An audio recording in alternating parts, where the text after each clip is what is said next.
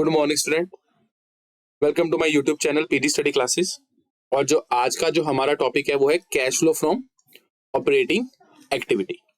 तो इससे पहले की वीडियो के अंदर मैंने आपको डिटेल के अंदर ऑपरेटिंग, फाइनेंसिंग और इन्वेस्टिंग का विद फॉर्मेट बता दिया था। ये बता दिया था कि कैश फ्लो क्या होता है, उसके कुछ बेसिक एडजस्टमेंट्स कैसे कैसे हमने करनी थी, ठीक है ना। और कंप्लीट फॉर्मेट को एक बार आपको समझा दिया था। तो इस वीडियो के अंदर हम बेसिकली क्या देखेंगे कि ऑपरेटिंग एक्टिविटी कि cash flow from operating activity को कैसे हमने निकालना है, और उसको निकालने से लिए उस ऑपरेटिंग एक्टिविटी को बनाने के लिए हमारे को कौन सी इंपॉर्टेंट एडजस्टमेंट की जरूरत पड़ेगी और कैसे उन एडजस्टमेंट को हमने सॉल्व करना है, ठीक है ना। तो जब भी आपको कैश फ्लो ऑपरेटिंग एक्टिविटी का बनाना हो ना, तो कुछ एडजस्टमेंट्स के बारे में आपको या कुछ पॉइंट्स के बारे में आपको क्या करना पड़ेगा, प्रॉपरली ध्यान देना पड़ेगा।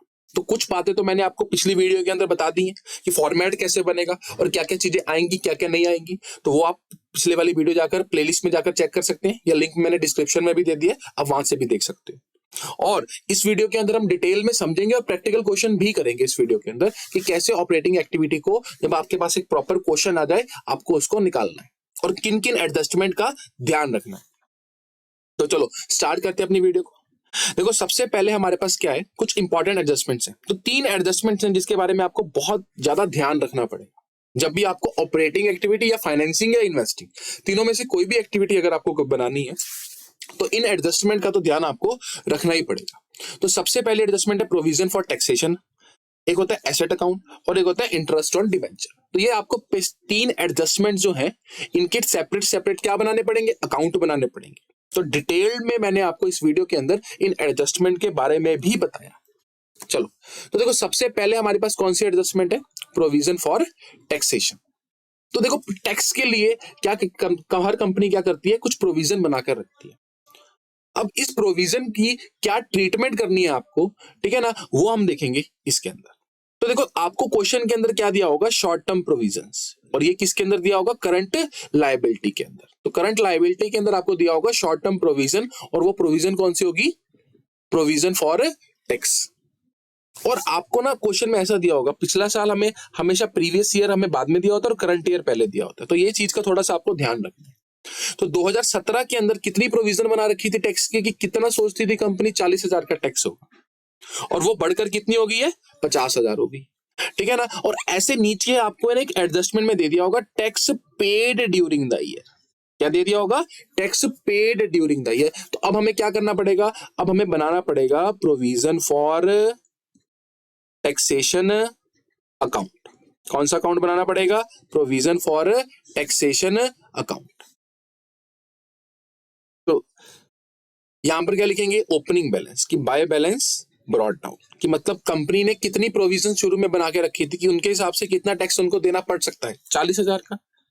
और इस साल आते आते वो प्रोविजन बढ़कर कितनी हो गई, टू बैलेंस कैरी डाउन, कितनी हो गई, 50,000। देखो, मैंने इसका क्रेडिट बैलेंस क्यों किया, क्योंकि प्रोविजन फॉर टैक्स हमारी लायबिलिटी होती है और लायबिलिटी का कौन सा बैलेंस होता है, क्रेडिट बैलेंस। तो इसलिए मैंने लिखा बाय बैलेंस ब्रॉट डाउन और टू बैलेंस कैरी डाउन।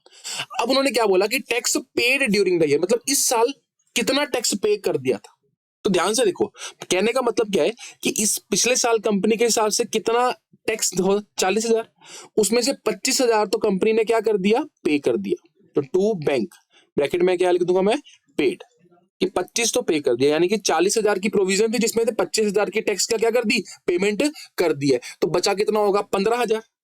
लेकिन इस साल हमें बैलेंस शीट में शो कितना हो रहा है, करंट ईयर का कितना प्रोविजन शो हो रही है, 50,000। यानी कि इस साल की प्रोविजन कितनी बनाई होगी कंपनी ने। तो यहां पर लिखेंगे बाय पीएनएल स्टेटमेंट, ब्रैकेट में लिख दूंगा मैं tax made during the year, कितना होगा, इनको प्लस करके इसमें से माइनस कर देंगे डायरेक्टली, तो कितना आएगा मेरे पास, 35,000।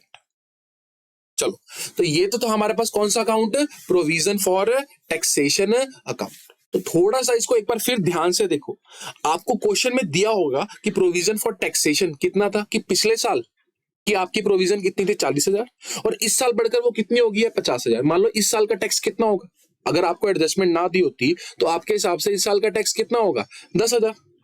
इस साल का टैक्स कितना होगा, 10,000। लेकिन आपको एडजस्टमेंट में क्या दे दिया कि भाई 25,000 तो क्या कर दिए, इस साल के पे कर दिए। तो मतलब 40,000 का टैक्स पिछले साल का था, जिसमें से 25,000 का टैक्स क्या कर दिया गया कंपनी द्वारा, पेमेंट कर दी गई है। तो बचा कितना होगा, बचा होगा 15,000। लेकिन बैलेंस शीट में कितना शो हो रहा है कि भाई बैलेंस शीट में हमारी प्रोविजन शो हो रही है 50,000 की, यानी कि इस साल हमने कितनी प्रोविजन, कितना टैक्स, इस साल का टैक्स कितना होगा, हमने क्या सोचा था इस साल का टैक्स कितना होगा 35,000। तो इस साल की हमने 35,000 प्रोविजन और बनाई है। तो टैक्स मेड, इस साल का टैक्स कितना होगा 35,000 और टैक्स पेड कितना होगा 25,000। तो ये है हमारे पास कौन सा account, provision for taxation account. Simple, इसमें सिर्फ 4 ही चीजें आती हैं, by balance brought down, to balance carry down, tax made और टैक्स पेड। तो टैक्स पेड इस साइड पे आएगा, टैक्स मेड इस साइड पे आएगा। आप इस तरह भी याद कर सकते हो, नहीं आप लॉजिकली भी सोच सकते हो कि भाई 40,000 का पिछले साल का टैक्स था, जिसमें से 25,000 की पेमेंट कर दी, तो बचा कितना होगा 15,000, लेकिन वो शो कितना हो रहा है बढ़कर 50। तो इट मींस इस साल का टैक्स कितना प्रिपेयर किया होगा, कितना मेड किया होगा 35,000। और ऐसे कई बार आपको क्वेश्चन के अंदर क्या दिया होगा, ऐसे आपको कई बार क्वेश्चन के अंदर क्या दिया होता है कि आपको यहाँ पर टैक्स पेड की बजाय क्या दे देंगे, टैक्स मेड दे देंगे। टैक्स पेड की बजाय क्या दे देंगे, टैक्स मेड। तो उस केस में आपको क्या दिया होगा, बाय बैलेंस ब्रॉट डाउन आपने यहां पर लिखना है, टू बैलेंस कैरी डाउन लिखेंगे हम यहां पर, और टैक्स मेड दे दिया तो मेड यहां पर आता है कि मतलब इस साल का टैक्स कितना था, इतना था, लेकिन एंड में बैलेंस कम शो हो रहा है, तो मतलब कुछ हमने क्या कर दी होगी, पेमेंट कर दी होगी। तो मैं यहां पर क्या लिखूंगा, टैक्स पेड। तो यहां से क्या निकल जाएगा हमारे पास, टैक्स पेड निकल जाएगा। तो कई बार पेड दिया हुआ है तो मेड निकाल लेंगे, मेड दिया हुआ है तो पेड निकाल लेंगे। और कई बार अगर हमें एडजस्टमेंट ना दी हो, फिर उसका ट्रीटमेंट मैंने आपको बताया करंट ईयर वाला या प्रीवियस ईयर वाला, वो फॉर्मेट में देखेंगे कैसे करना है। लेकिन सबसे पहले आपको ये ध्यान देना है कि जब भी आपको प्रोविजन फॉर टैक्सेशन क्वेश्चन में दिया हो और नीचे एडजस्टमेंट दी हो, तो आपको उस एडजस्टमेंट को सॉल्व कैसे करना है। देखो मैक्सिमम आपके पास ना फुल फ्लेज क्वेश्चन में भी 2 या 3 एडजस्टमेंट है, जिसमें से ये एडजस्टमेंट बहुत ज्यादा क्या होगी, इंपॉर्टेंट होगी। या तो आपको पेड या मेड दिया होगा, तो पेड दिया मेड निकाल लेंगे, मेड दिया तो पेड निकाल लेंगे। चलो, तो नेक्स्ट एडजस्टमेंट हमारे पास क्या है, वेरी वेरी वेरी इंपॉर्टेंट, ये बहुत इंपॉर्टेंट एडजस्टमेंट है जो आपको पेपर में आती ही आती है। तो आपको क्या दिया होगा, आपको एसेट अकाउंट की एडजस्टमेंट दी होगी। देखो एसेट अकाउंट आपको क्या करना है, प्रिपेयर करना ही करना। अब इसको कैसे प्रिपेयर करना है वो देखते हैं। आपको क्वेश्चन में क्या दिया होगा, मशीनरी दी होगी कि 1 लाख की थी, अब बढ़कर कितनी हो गई है 2 लाख। तो अगर नॉर्मल देखें, कुछ भी एडजस्टमेंट ना दी होती, तो आप क्या सोचते कि 1 लाख की मशीनरी थी बढ़कर 2 लाख की होगी। इट मींस 1 लाख की आपने क्या करी है, और परचेज करी है, और पैसे का इनफ्लो है कि आउटफ्लो है, it is a complete outflow of money. और ये किसका पार्ट होता है, machinery. Machinery is a part of investing activity. मैंने पिछली वीडियो में क्लियर डिटेल में आपको एक चीज बताई थी, ठीक है ना। लेकिन जब आपको इसकी एडजस्टमेंट को सॉल्व करना है, तो अब आपको क्या करना पड़ेगा, देखो एडजस्टमेंट आपको क्वेश्चन के नीचे दी होगी। तो केस 1 पहली एडजस्टमेंट क्या दी थी, one piece of machine cost price 40,000 on which depreciation 10,000 was sold at rupees 15,000। तो हमें इस एडजस्टमेंट को सॉल्व करना है, तो सबसे पहले हमें कौन सा अकाउंट बनाना पड़ेगा, हमें बनाना पड़ेगा मशीनरी अकाउंट। देखो मशीनरी एसेट होती है, तो क्या बैलेंस होगा इसका, टू बैलेंस ब्रॉट डाउन। कितना बैलेंस था, कितने की मशीन थी हमारे पास, 1 लाख की थी, और अब वो इस साल बढ़कर कितनी हो गई है, इस साल बढ़कर हो गई है वो हमारे पास 2 लाख की। तो क्या इस साल कुछ हुआ, साल के दौरान कुछ हुआ कि नहीं हुआ, यस हुआ, एडजस्टमेंट में हमें दे रखा है। अगर कुछ ना हुआ होता, देखो अगर कुछ ना हुआ तो मान लो केस 1 ना होता, सिंपल अकेला ये दिया होता, फिर हम क्या करते, फिर हम बोलते 1 लाख की मशीन थी 2 लाख की होगी बढ़कर, तो मतलब 1 लाख की हमने क्या करी है, परचेज करी है। सिंपल यहां पर बैलेंस लिख देते, क्या परचेज कितने का, 1 लाख का, और कहानी खत्म, ठीक है। लेकिन अब जब हमें एडजस्टमेंट में कुछ दे दिया हो, हमें क्या दे दिया हो, एडजस्टमेंट के अंदर दे दिया हो कुछ, तो उस टाइम पे हम क्या करेंगे, तो देखो हमें क्या बोला कि 1 पीस ऑफ मशीनरी जिसकी कीमत कितनी थी 40,000, मतलब एक मशीन थी उसकी कीमत कितनी थी 40,000 थी, और उसके ऊपर डेप्रिसिएशन अभी तक कितनी लग चुकी है 10,000। मतलब 40 की मशीन थी, 10,000 उसके ऊपर क्या लग चुकी है, डेप्रिसिएशन लग चुकी है, तो कितना बचा 30,000। लेकिन वो हमने बेच कितने की दी, वो हमने 15,000 की बेच दी, तो 15,000 का में क्या हुआ, लॉस हुआ। तो अब मतलब इस साल हमने एक मशीन बेच दी थी, तो 1 लाख की मशीन थी, उसमें से 40,000 वाली मशीन तो चली गई ना। लेकिन अब इसको लिखेंगे कैसे, कम कितने की हुई 40 की मशीन, लेकिन अब इसको लिखेंगे कैसे, वो ध्यान से देखो। देखो क्या लिखेंगे कि 1 लाख की मशीन थी, तो उसमें से वो 40,000 वाली मशीनरी चली गई, तो कैसे लिखूंगा मैं लिखूंगा सबसे पहले बाय बैंक, कि भाई कितने की मशीन मैंने क्या करी थी, बेची थी। कितने की बेची थी मैंने, 15,000 की बेची थी।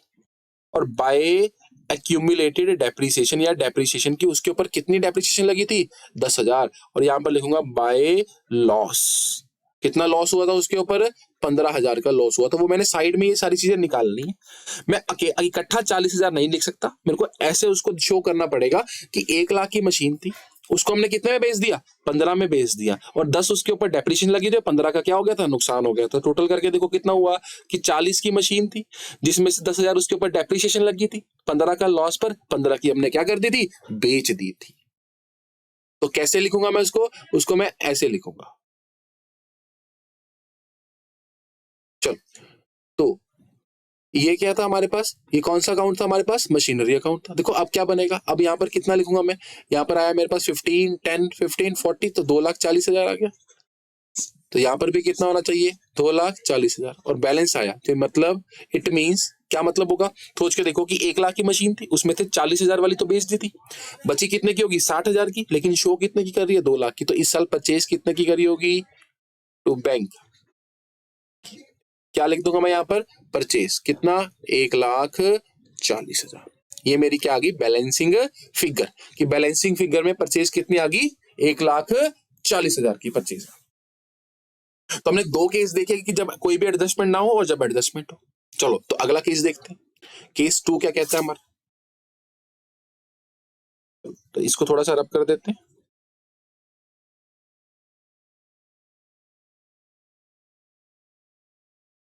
चलो तो ये हमारे पास क्या है केस 2।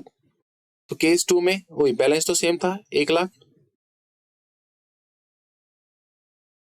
बैलेंस कितना था 1 लाख। अच्छा अब इसमें क्या बोला कि वन पीस ऑफ मशीनरी, उसका कॉस्ट प्राइस कितना था, एक मशीनरी थी उसका कॉस्ट प्राइस कितना था 30,000 था और उसके ऊपर डेप्रिसिएशन कितनी लगी थी 8,000 और वो कितने में बेच दी 25,000। मतलब एक मशीन थी कितने की थी 30 की, 8,000 उसके ऊपर क्या लगी डेप्रिसिएशन लगी, कितने की रहेगी होगी 22 की, लेकिन बेची कितने की है 25 की, यानी कि 3,000 का क्या हो गया प्रॉफिट हो गया। इनका क्या हो गया प्रॉफिट हो गया। और हमें क्या बता दिया, हमें बता दिया depreciation charged during the year, मतलब पूरे साल डेप्रिसिएशन कितनी चार्ज करी है, यानी कि ये 40,000 किसके ऊपर होगा ये पूरी की पूरी मशीन के ऊपर होगा। हमें एक तो पर्टिकुलर मशीन के ऊपर डेप्रिसिएशन बता दी कि इस पर्टिकुलर मशीन के ऊपर कितनी होगी और ये बता दिया कि पूरे साल कितनी लगाई। तो सोचकर देखो जो ये 8,000 की मशीन के ऊपर जो डेप्रिसिएशन लगी 8,000 वो इसके अंदर ऑलरेडी क्या होगी इंक्लूड होगी, क्योंकि हमने ऑलरेडी बता दिया कि depreciation charge during the year पूरे साल कितनी लगी थी 40, तो उसमें से 8 की तो यही थी ना, तो ये तो ऑलरेडी इसके अंदर क्या है इंक्लूडेड होगी। तो अब इसका ट्रीटमेंट कैसे करेंगे वो ध्यान से देखना है इसको। देखो 1 लाख की मशीन थी उसमें से 30,000 वाली मशीनरी चली गई, तो मैं यहाँ पर सबसे पहले क्या लिखूंगा बाय बैंक और ब्रैकेट में क्या डालूंगा सेल, कि कितने की मैंने क्या करी है सेल करी है। तो कितने की सेल करी थी मैंने बेची थी वो मशीनरी कितने की 25,000 की, कितने की बेची है एक मिनट 25,000 की बेची है। अब 25,000 की मैंने क्या कर दी थी सेल कर दी थी और इसके ऊपर फायदा हुआ था कि नुकसान हुआ था, प्रॉफिट हुआ था कितने का 3,000 का। तो प्रॉफिट अगर लॉस इधर लिखता हूं तो प्रॉफिट इधर लिखूंगा टू प्रॉफिट, कितना लिखूंगा मैं कितने का प्रॉफिट हुआ 3,000 का प्रॉफिट हुआ। और क्या लगी थी बाय डेप्रीसिएशन, क्या लगा था बाय डेप्रीसिएशन लगी थी। अब ध्यान से देखना है कि डेप्रीसिएशन कितनी थी, क्या मैं 8,000 लिखूंगा, देखो लिखना तो 8 चाहिए कि 1 लाख की मशीन थी 25 की बेची 8 उसके ऊपर डेप्रिसिएशन थी और 3 का प्रॉफिट हुआ तो 30,000 की मशीनरी मेरी कम हो जानी। लेकिन अब मैं इस पे क्या लिखूंगा 40,000 लिखूंगा। क्यों लिखूंगा 40,000, देखो दो मशीन दो डेप्रिसिएशन है, दोनों बार तो इकट्ठा लिख नहीं सकता, तो 40 इसलिए लिखी क्योंकि 1 लाख की मशीन थी और कुछ की वैल्यू कम होगी क्योंकि उसके ऊपर डेप्रिसिएशन लगी होगी और उसमें से 8 वाली तो ऑलरेडी क्या होगी इसके अंदर इंक्लूडेड ही होगी। तो इस बात को ध्यान में रखना है कि जब भी आपको दो डेप्रिसिएशन दे दे, एक तो एक पर्टिकुलर मशीन के ऊपर और एक फुल पूरे साल की दे दे, तो आपको रिकॉर्ड कौन से वाली करनी है पूरे साल वाली रिकॉर्ड करनी है, एक पर्टिकुलर वाली रिकॉर्ड नहीं करनी, बिकॉज वो ऑलरेडी इसके अंदर क्या होगी इंक्लूड होगी।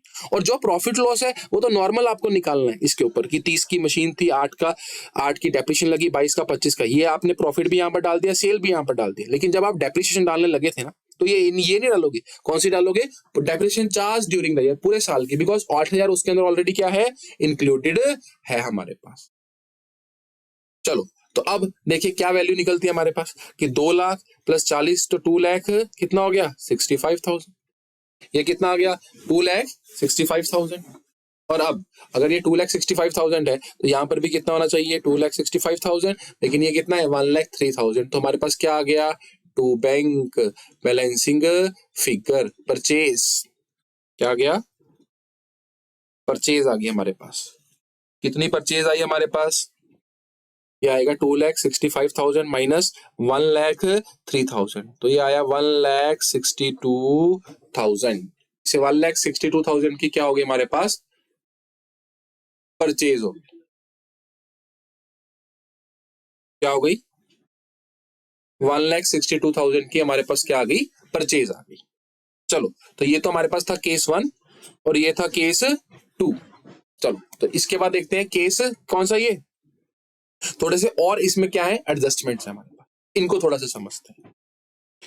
तो अब हमारे पास क्या है मशीनरी है, हमें ये क्वेश्चन के अंदर दे रखी होगी कि 4 लाख की मशीनरी है और अब ये बढ़कर कितनी होगी है 6 लाख की होगी है। और साथ के साथ इसके ऊपर डेप्रीसिएशन कितनी लगी है, इसके ऊपर लगी थी 80,000 और इसके ऊपर लगी थी 1,50,000। तो जब भी आपके पास मशीनरी और एक्यूमुलेटेड डेप्रीसिएशन आ जाए ना तो हमें दोनों अकाउंट बनाने पड़ेंगे, मशीनरी का अकाउंट भी बनाना पड़ेगा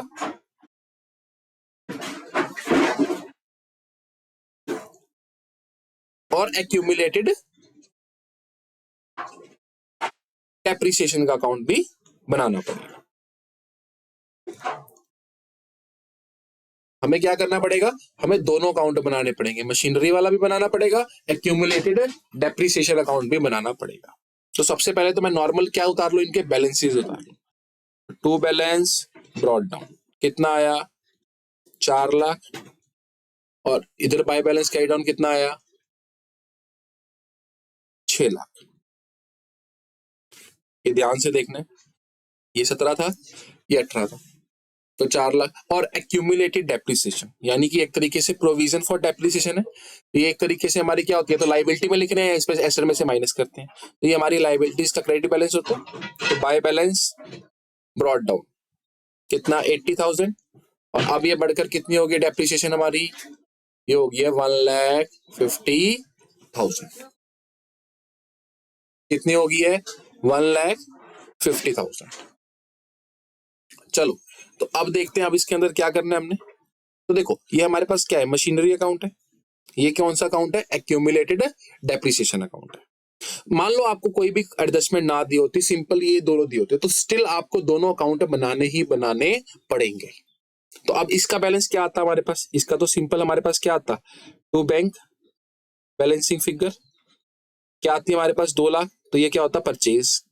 यहाँ पर तो क्या था कि 4 की थी 6 की होगी तो 2 लाख की क्या करी परचेज करी। और अब इसमें देखो ध्यान से 80 की थी बढ़कर कितनी होगी 1.5 लाख, तो इस साल की डेप्रिसिएशन कितनी होगी, डेप्रिसिएशन चार्ज्ड कितनी होगी इस साल की डेप्रिसिएशन, इट विल बी 70,000। तो अगर हमारे पास कोई भी एडजस्टमेंट ना होती, सिंपल ये दोनों अकाउंट होते, तब भी हमें अकाउंट बनाना है और क्या निकलता, इससे निकलता डेप्रिसिएशन चार्ज्ड और इससे क्या निकलता परचेज बैलेंसिंग फिगर। चलो ये तो था नॉर्मल इसके अंदर। और जब हमारे पास क्या हो, हमारे पास हो एडजस्टमेंट, तो उस केस में हम क्या करेंगे वो भी देखते हैं, एक मिनट। तो अब हमारे पास क्या है एडजस्टमेंट है, तो एडजस्टमेंट में क्या है केस 1 क्या लिखा हुआ हमारे पास, क्या एडजस्टमेंट है कि one piece of machinery cost price 60,000 on which depreciation 20,000 was sold at ₹35,000। ये मशीन थी कितने की थी 60 की, कितनी डेप्रिसिएशन लगी थी उसके ऊपर 20, तो कितने की रह जाना चाहिए था उसको 40, और कितने की बेच दी 35 की बेच दी, तो 5 का फायदा हुआ लॉस हुआ, 5,000 का क्या हुआ लॉस हुआ। तो हमें पता है इसको किस में डालना है मशीनरी अकाउंट, क्या लिखूंगा मैं सबसे पहले यहाँ पर टू बैंक और ब्रैकेट में डाल देंगे सेल, कितने का सामान बेचा, कितने की बेची थी 35 की बेची थी, कितनी डेप्रिसिएशन लगी हुई थी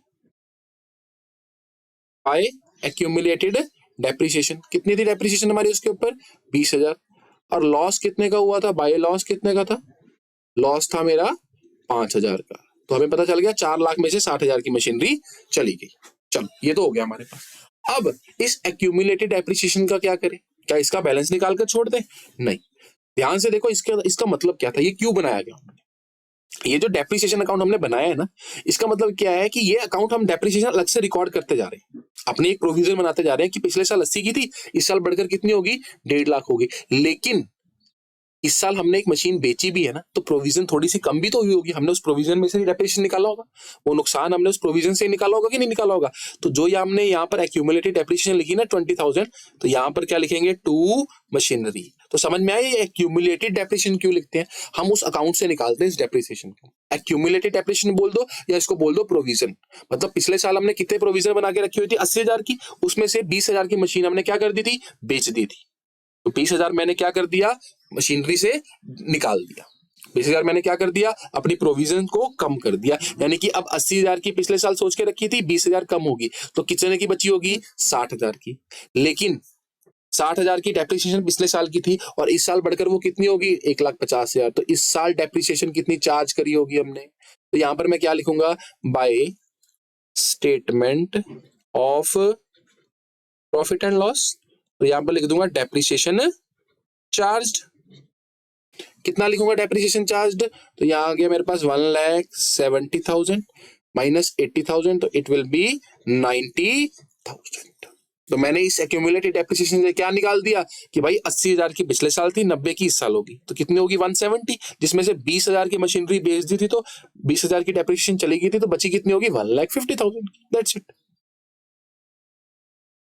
कितने की होगी, 1,50,000 की। चलो, तो ये तो था हमारे पास केस 1। चलो अब इसका केस 2 भी देखते हैं। केस 2 के अंदर हमारे पास क्या है, तो केस 2 हमारा, एक मिनट,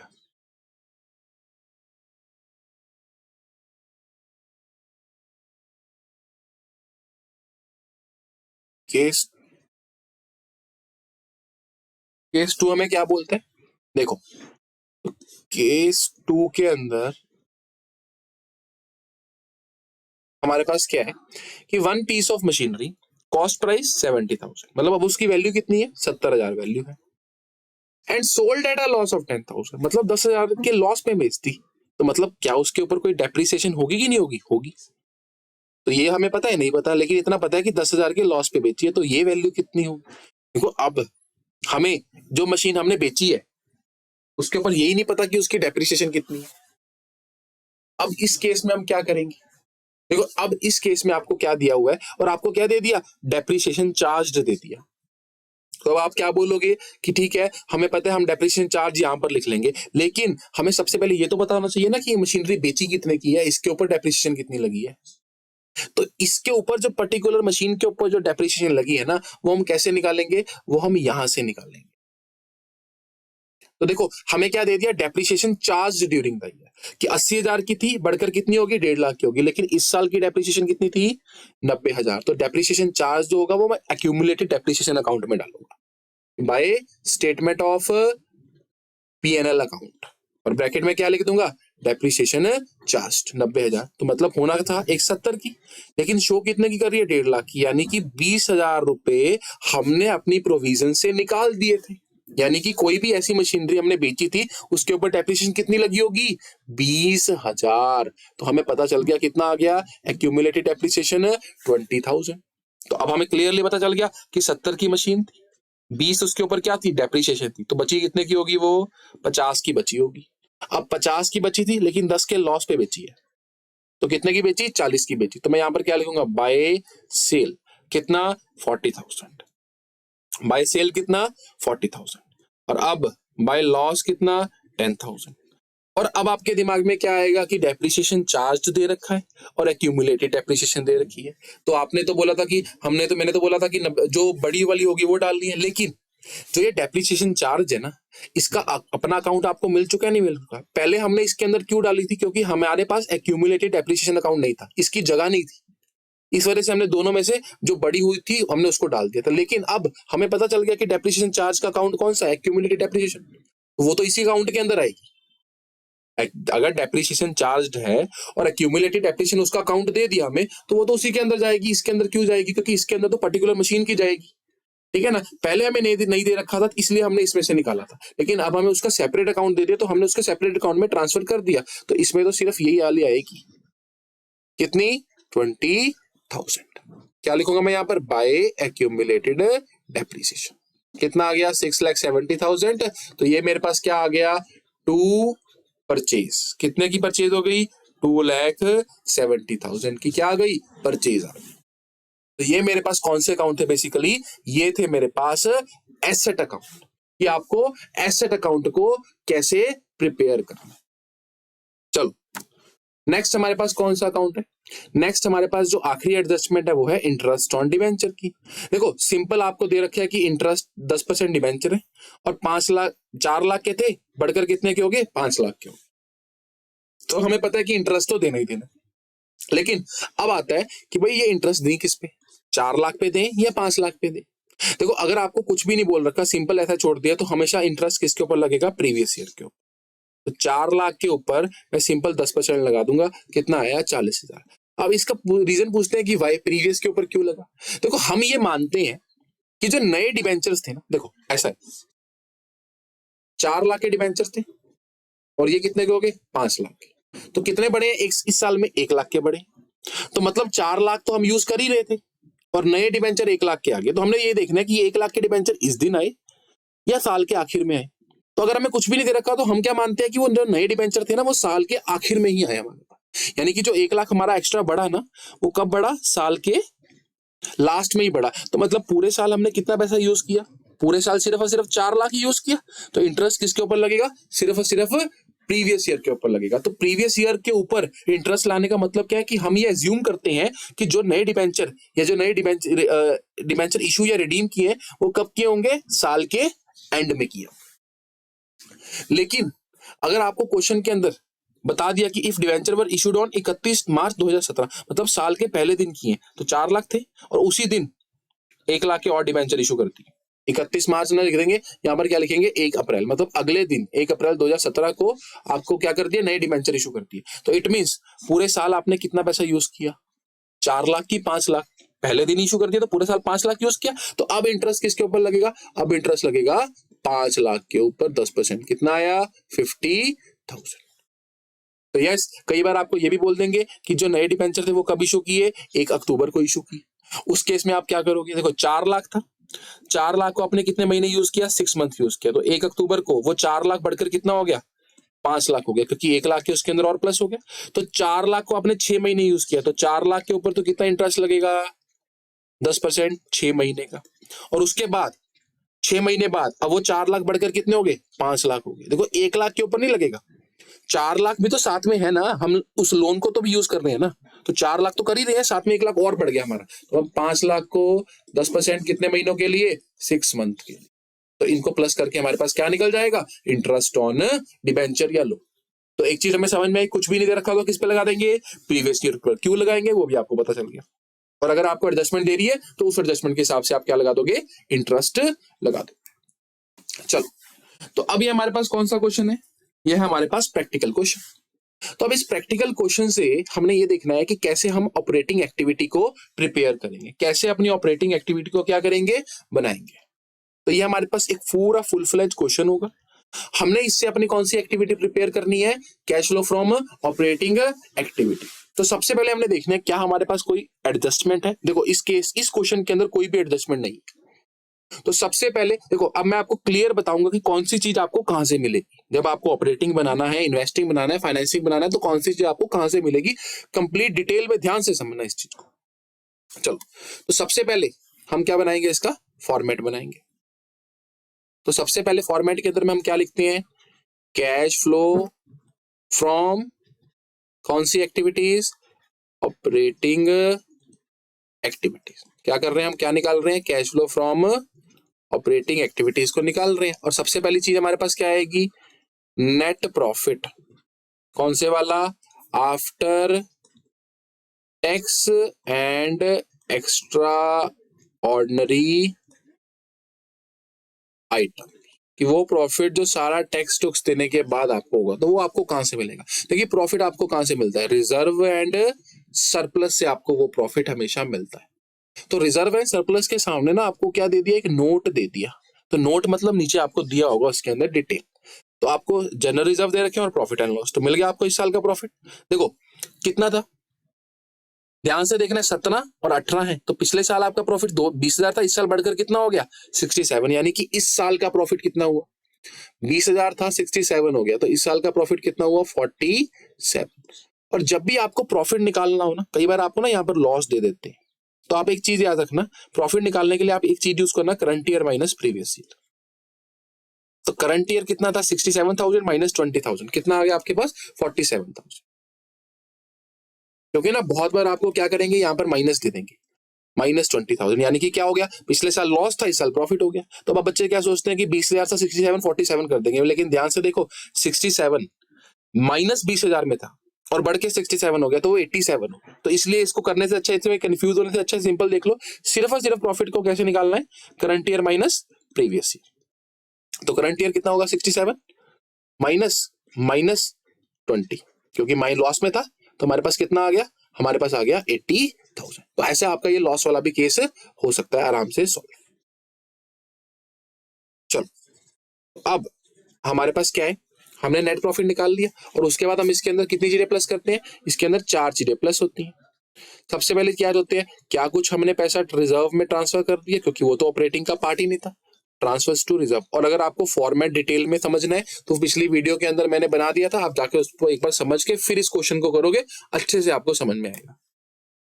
चलो, तो ट्रांसफर्स टू रिजर्व, तो रिजर्व भी हमें कहां से मिलेंगे, यहीं से मिलेंगे। तो देखो 1 लाख था, बढ़कर कितना हो गया 1,25,000, तो मैंने क्या लिख दिया 25,000 रुपए हमने इस साल अपने प्रॉफिट में से रिजर्व में ट्रांसफर करे थे। ऐड क्या करते थे, इंटरिम डिविडेंड, क्या कोई डिविडेंड था उसको भी ऐड करेंगे, बिकॉज वो भी पार्ट नहीं था, तो इंटरिम डिविडेंड हमें एडजस्टमेंट में दिया होता है, नहीं है। ऐड क्या कर दूंगा मैं, प्रपोज्ड डिविडेंड, कि क्या कोई डिविडेंड पहले से प्रपोज किया था कंपनी ने,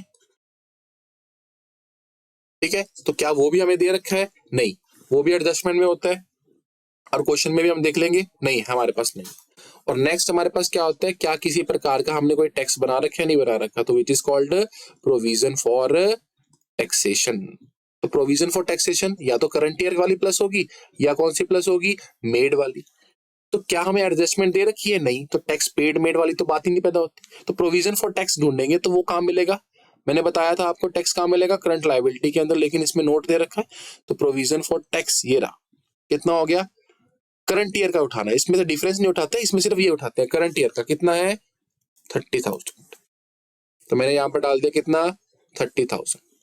तो अब मेरे पास क्या आ गया, अब मेरे पास आ गया net profit before tax and extra ordinary items, इधर लिख दूंगा मैं इसको।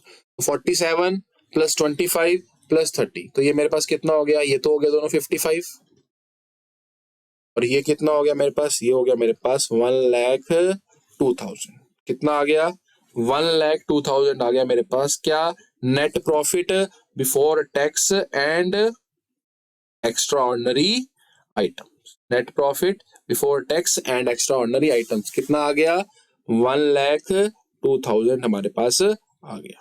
चलो इसके बाद अब हम क्या करेंगे, इसके बाद इसके अंदर और 4 चीजें ऐड होती है, क्या होती है, non cash and non operating items, non cash और नॉन ऑपरेटिंग आइटम।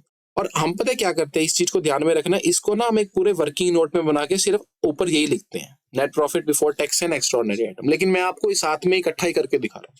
तो वो प्रेजेंटेशन है, वो आप इसको वर्किंग नोट में लिखकर इसको लिख सकते हो, मैं आपको इकट्ठा ही करके दिखा रहा हूँ। चलो, तो ऐड क्या किया मैंने, non cash and non operating items. तो अब non cash and non operating item, इसमें भी हम 4 चीजें ऐड करते थे। पहला क्या ऐड करते थे, इंटरेस्ट ऑन डिवेंचर्स, क्या हमारे पास कोई इंटरेस्ट ऑन डिवेंचर है, तो देखो डिवेंचर या लोन, तो लॉन्ग टर्म बोरिंग्स दिखी, वो कितने हैं 2 दे रखे हैं, और लॉन्ग टर्म बोरिंग हमें दे रखी है, प्रीवियस ईयर की कितनी थी 30,000 और करंट ईयर की कुछ है नहीं, तो इट मींस, और हमें पता है कि इंटरेस्ट दे रखा है, तो अभी हमने देखा था कुछ कोई एडजस्टमेंट नहीं है, तो इंटरेस्ट किसके ऊपर निकलेगा हमेशा, प्रीवियस ईयर के ऊपर। तो 30,000 का 12% में निकालूंगा, कितना आएगा मेरे पास, 30,000 का 12% निकाला, कितना आया मेरे पास 3,600। अच्छा, उसके बाद और क्या चीज होती है, loss on sale of machinery, तो loss on sale of machinery क्या कोई हमारे पास एडजस्टमेंट थी? नहीं थी, तो वो लॉस वहीं से निकलेगा, टेबल से निकलता। थर्ड हमारे पास क्या होता है? गुडविल रिटर्न ऑफ या गुडविल अमोर्टाइज्ड। तो क्या हमारे पास देखो गुडविल है, इंटेंजिबल एसेट है, यस है हमारे पास इंटेंजिबल एसेट्स। पहले कितनी थी? 62, अब कम होकर कितनी होगी? 30, यानी कि हमारे पास इंटेंजिबल एसेट्स जो थी वो 62 की थी, 30 की रहेगी। देखो इंटेंजिबल एसेट का मतलब ही वही होता है, या तो गुडविल हो, पेटेंट हो, कुछ भी हो, ठीक है ना। तो पहले 62 की थी, अब 30 की होगी, यानी कि क्या होगी? अमोर्टाइज्ड होगी। तो कितना लिख दूंगा यहाँ पर मैं? 32,000। कितना लिख दूंगा? 32,000।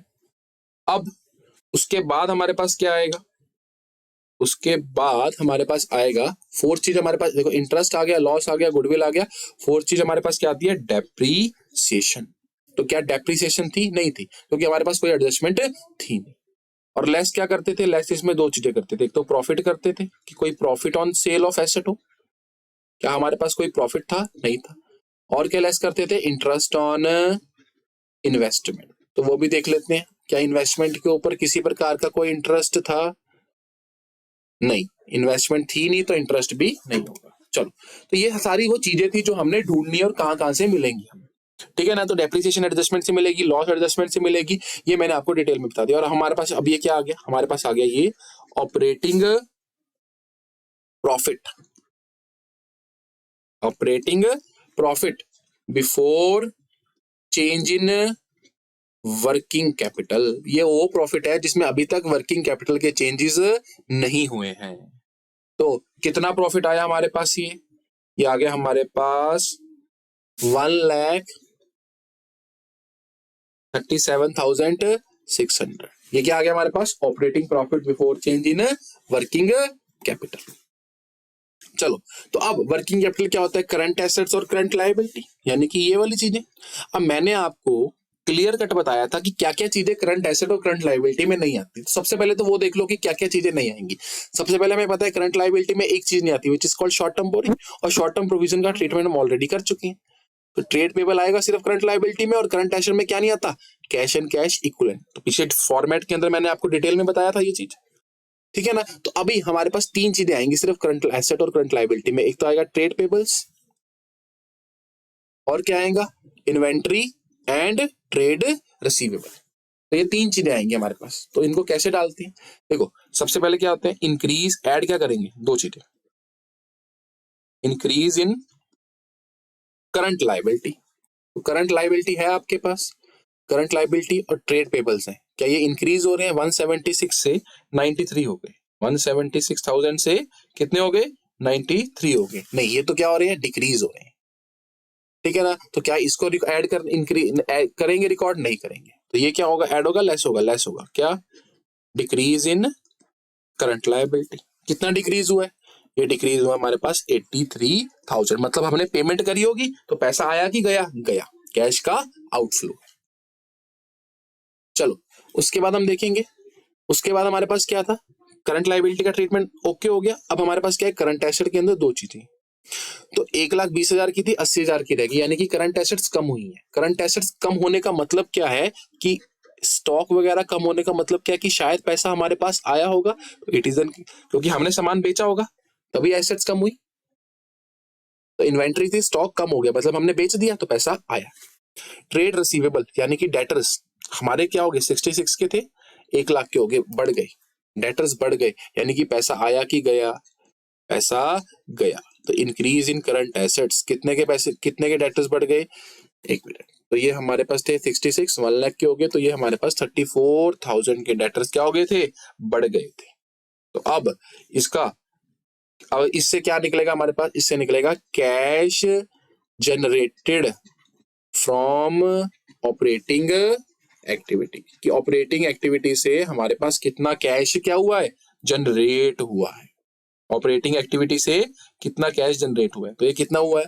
1,37,600 प्लस 40,000 माइनस 83,000 और माइनस 34,000, तो ये आ गया 60,600।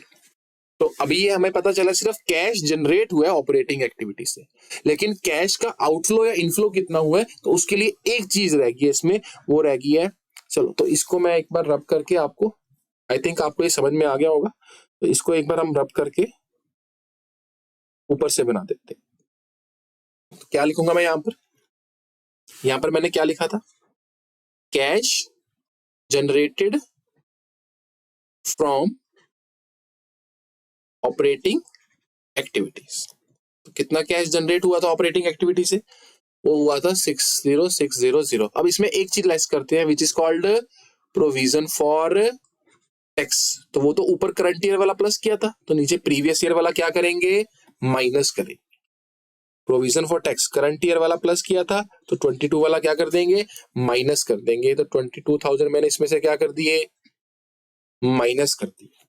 तो 60600 में से अगर हम 22,000 क्या कर देंगे, माइनस कर देंगे, तो ये हमारे पास कितना आ गया, 38,600। और रिजल्ट आंसर किस में आया है, पॉजिटिव में है। तो ये मैं क्या बोलूंगा, cash flow from operating activity की ऑपरेटिंग एक्टिविटी करने से हमारे पास इतना कैश फ्लो आया। कितना आया, 38,600। इतना कैश फ्लो हमारे पास आया। तो ये फॉर्मेट था, मैंने डिटेल में समझा दिया था।